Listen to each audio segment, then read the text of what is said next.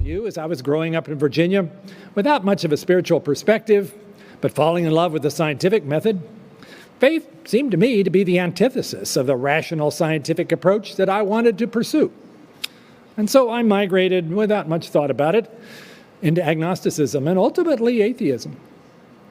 But then I moved from quantum mechanics to medical school, and the questions of the meaning of life and the reality of mortality were impossible to ignore. Science didn't help me much here. I was surrounded by patients and some of my professors for whom faith provided a way to wrestle with those profound questions. That was puzzling. Challenged by one of my patients to describe what I believed about God, I realized my atheism was dangerously thin. Seeking to prop this up, I began a journey to try to understand why intellectually sophisticated people could actually believe in God. And to my dismay, I found that atheism turned out to be the least rational of all the choices. To quote Chesterton, atheism is the most daring of all dogmas, for it is the assertion of a universal negative.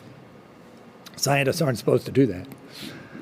Over a 2-year period, with much help from wise mentors and the writings of C.S. Lewis, I saw in the very science that I so loved something that I had missed, the evidence that seemed to cry out for a creator.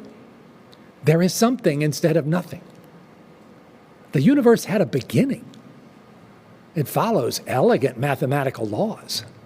And those laws include a half-dozen constants that have to have the exact value they do, or there would be no possibility of anything interesting or complex in nature.